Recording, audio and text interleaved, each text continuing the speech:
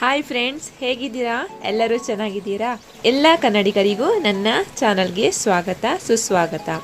Friends, ಇವತ್ತು ನಾನು ನಿಮಗೆ ಮೆಹಂದಿಯ ಕೋನನ್ನು ಹೇಗೆ ತಯಾರು ಮಾಡುವುದು ಅನ್ನೋದನ್ನು ತಿಳಿಸ್ಕೊಡ್ತೀನಿ ಅಂತ ಹೇಳಿದ್ದೆ. ಆದ್ದರಿಂದ ಇವತ್ತು ನಾನು ಈ ಮೆಹಂದಿಯ ಪೇಸ್ಟ್ ಮತ್ತು ಕೋನನ್ನು ಹೇಗೆ ತಯಾರಿಸುವುದು ಅನ್ನೋದನ್ನು ತಿಳಿಸ್ಕೊಡ್ತಾ ಇದ್ದೀನಿ. ವಿಡಿಯೋವನ್ನು ಸಂಪೂರ್ಣವಾಗಿ ವೀಕ್ಷಿಸಿ, ಯಾಕಂತ ಹೇಳಿದ್ರೆ ಅರೆ ಬರೆ ಜ್ಞಾನ ಖಾಲಿ ಡಬ್ಬಕ್ಕೆ ಸಮಾನ. ನೋಡಿ ಫ್ರೆಂಡ್ಸ್, ನಾನು ಹರ್ಬಲ್ ಹಟ್ ನ್ಯಾಚುರಲ್ಸ್ ಎಣ್ಣೆ ಪೌಡರನ್ನು ಮೀಶೋದಿಂದ ತರಿಸ್ಕೊಂಡಿದ್ದೀನಿ. ಒಂದ್ಸಲ ಇದನ್ನು ಟ್ರೈ ಮಾಡೋಣ ಅಂತ ಹೇಳಿಬಿಟ್ಟು ಮೀಶೋದಿಂದ 190 ರುಪೀಸ್ಗೆ ಹಾಫ್ ಕಿಲೋವನ್ನು ತರಿಸ್ಕೊಂಡಿದ್ದೀನಿ. ಸೊ ನಿಮಗೆ ಬೇಕಾದರೆ ಮೀಶೋದಲ್ಲಿ ನಿಮಗೆ ಸಿಗುತ್ತೆ. ಸೊ ಫ್ರೆಂಡ್ಸ್, ಫಸ್ಟು ನಾನು ಮೆಹಂದಿಯ ಪೌಡರನ್ನು ತೆಗೆದುಕೊಳ್ತಾ ಇದ್ದೀನಿ. ನಾನೊಂದು 10 ಕೋನಿಗಾಗುವಷ್ಟು ಪೌಡರನ್ನು ತೆಗೆದುಕೊಂಡಿದ್ದೀನಿ. ಮತ್ತು 2 ಸ್ಪೂನು ಶುಗರನ್ನು ಮತ್ತು ಸ್ವಲ್ಪ ಕ್ವಾಂಟಿಟಿ ವಾಟರನ್ನು ಆ್ಯಡ್ ಮಾಡ್ಕೊಳ್ತಾ ಇದ್ದೀನಿ. ನೋಡಿ, ತಿಕ್ ಪೇಸ್ಟ್ ಆಗಬೇಕು, ಸ್ವಲ್ಪ ದಪ್ಪ ದಪ್ಪ ಪೇಸ್ಟ್ ಆಗಬೇಕು. ಯಾಕಂತ ಹೇಳಿದ್ರೆ ಮೆಹಂದಿಯಲ್ಲಿ ಹೆಚ್ಚು ನೀರು ಬಿಟ್ಕೊಡುತ್ತೆ ಮತ್ತು ಅದು ತೆಳುವಾಗೋದು ಬೇಗ. ಸೊ ಅದಕ್ಕೋಸ್ಕರ ನಾವು ಅದನ್ನು ಮಿಕ್ಸ್ ಮಾಡುವಾಗಲೇ ಸ್ವಲ್ಪ ಹುಷಾರಾಗಿ ಮಿಕ್ಸ್ ಮಾಡಬೇಕು. ತುಂಬ ಜಾಸ್ತಿ ನೀರನ್ನು ಆ್ಯಡ್ ಮಾಡಬಾರ್ದು. ಇವಾಗ ಹಾಕ್ತಾ ಇರೋದು ನಾನು ಯುಕಾಲಿಪ್ಟಸ್ ಆಯಿಲ್ ಅಂದರೆ ನೀಲಗಿರಿ ಎಣ್ಣೆಯನ್ನು ಹಾಕ್ತಾ ಇದ್ದೀನಿ. ಇದು ಕಲರ್ ಬರುವಂತಹ ಒಂದು ಮೆಹಂದಿಯ ಪೇಸ್ಟ್ ಆಗಿದೆ. ಸೊ ಇದರಲ್ಲಿ ಕಲರ್ ಬರುತ್ತೆ. ನೋಡಿ, ಈ ರೀತಿ ದಪ್ಪ ದಪ್ಪ ನಾನು ಮೆಹಂದಿಯ ಪೇಸ್ಟನ್ನು ತಯಾರು ಮಾಡಿದ್ದೀನಿ.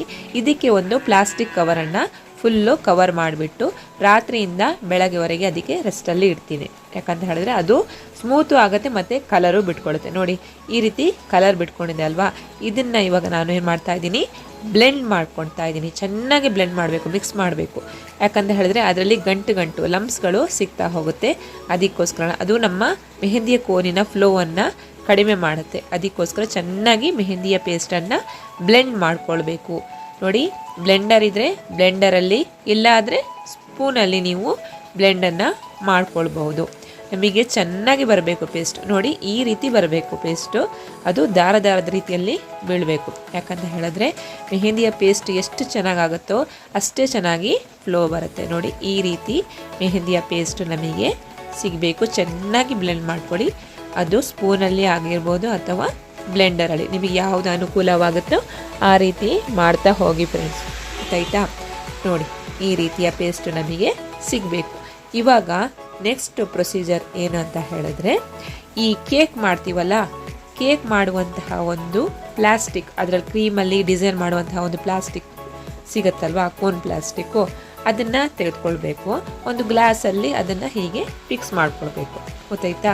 ಮತ್ತು ಒಂದು ನೇಲಾನ್ ಸಾಕ್ಸ್ ಇರುತ್ತಲ್ಲ, ಅದಕ್ಕೆ ಈ ಪೇಸ್ಟನ್ನೆಲ್ಲ ಸುರಿತಾ ಹೋಗಬೇಕು. ಈ ರೀತಿ ಸುರಿಬೇಕು. ನೋಡಿ, ಹೀಗೆ ಸುರಿತಾ ಹೋಗ್ಬಿಟ್ಟು ಸೊ ಆ ನೇಲಾನ್ ಸಾಕ್ಸ್ ಮತ್ತು ಆ ಪ್ಲಾಸ್ಟಿಕ್ ಕವರ್ ಎರಡನ್ನ ಹೀಗೆ ಇಟ್ಕೊಳ್ಬೇಕು. ಹೀಗೆ ಎತ್ತಿ ಇಟ್ಕೊಂಡು ಅದೆರಡನ್ನ ರೊಟೇಟ್ ಮಾಡ್ತಾ ಹೋಗಬೇಕು ಈ ರೀತಿ.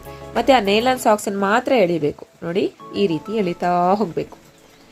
ಆವಾಗ ಅದರಲ್ಲಿ ಏನು ಕಸ ಕಡ್ಡಿಗಳಿರ್ಬೋದು ಅಥವಾ ಏನಾದರೂ ನಮಗೆ ಡಿಸ್ಟರ್ಬ್ ಆಗುವಂತಹ ಒಂದು ಮೆಟೀರಿಯಲ್ಸ್ಗಳು ಏನಿದ್ರು ಅದು ಆ ನೇಲಾನ್ ಸಾಕ್ಸಲ್ಲೇ ಉಳಿಯುತ್ತೆ. ಮತ್ತು ನಮಗೆ ಒಳ್ಳೆಯ ಮೆಹಂದಿ ಪೇಸ್ಟು ಸಿಗ್ತಾ ಹೋಗುತ್ತೆ. ಸ್ವಲ್ಪ ಎಳೆಯತಿಗೆ ಕಷ್ಟ ಅಂತ ಅನಿಸುತ್ತೆ, ಅದು ಆರಾಮಾಗಿ ಪೇಸ್ಟ್ ನಮಗೆ ಸಿಗ್ತಾ ಹೋಗುತ್ತೆ. ನೋಡಿ, ಈ ರೀತಿ ಎಲ್ಲ ಶೇಷ ವಸ್ತುಗಳು ಆ ನೇಲಾನ್ ಸಾಕ್ಸಲ್ಲಿ ಉಳಿತಾ ಹೋಗುತ್ತೆ ಮತ್ತು ನಮಗೆ ಈ ರೀತಿಯ ಒಂದು ಪೇಸ್ಟ್ ಸಿಗುತ್ತೆ.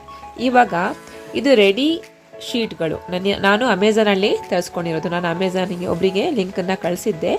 ನೀವು ಅಮೆಝಾನಲ್ಲಿ ಸೆಲ್ಲೋ ಪೆನ್ ಶೀಟ್ ಅಂತ ಆ್ಯಡ್ ಮಾಡಿದ್ರೆ ಸಿಗುತ್ತೆ ನಿಮಗೆ. ಈ ರೀತಿಯ ಒಂದು ಸೆಲ್ಲೋ ಪೆನ್ ಶೀಟನ್ನು ನಾನು ತಗೊಂಡು ಈ ಕಡಲೆ ಪೊಟ್ಟಣ ಕಟ್ತೀವಲ್ಲ, ಆ ರೀತಿ ಕಡಲೆ ಪೊಟ್ಟಣನ ಕಟ್ತಾ ಹೋಗಬೇಕು.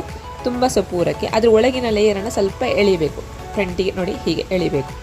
ಎಳೆದ್ಬಿಟ್ಟು ಒಂದು ಗುಂಡ್ಪಿನ ಅದರ ತುದಿಗೆ ಚುಚ್ಚಿ ಈ ಸೆಲ್ಲೋ ಟೇಪ್ ಇರುತ್ತಲ್ಲ ಅದನ್ನು ಹೀಗೆ ಇದು ಮಾಡಿ ಫಿಕ್ಸ್ ಮಾಡಿಬಿಟ್ಟು ಹೀಗೆ ತಿರ್ಸ್ತಾ ಹೋಗಬೇಕು. ಅಷ್ಟೇ ಮೆಹಂದಿ ಕೋನ್ ಅಂದರೆ ಅಷ್ಟೇ. ಈ ತುದಿಯ ಒಂದು ಲೇಯರಿಗೆ ಒಂದು ಸೆಲ್ಲೋ ಟೇಪನ್ನು ಫಿಕ್ಸ್ ಮಾಡ್ಕೊಳ್ಬೇಕು. ನೋಡಿ, ಈ ರೀತಿ ಇಷ್ಟೇ. ಗೊತ್ತಾಯ್ತಲ್ವಾ?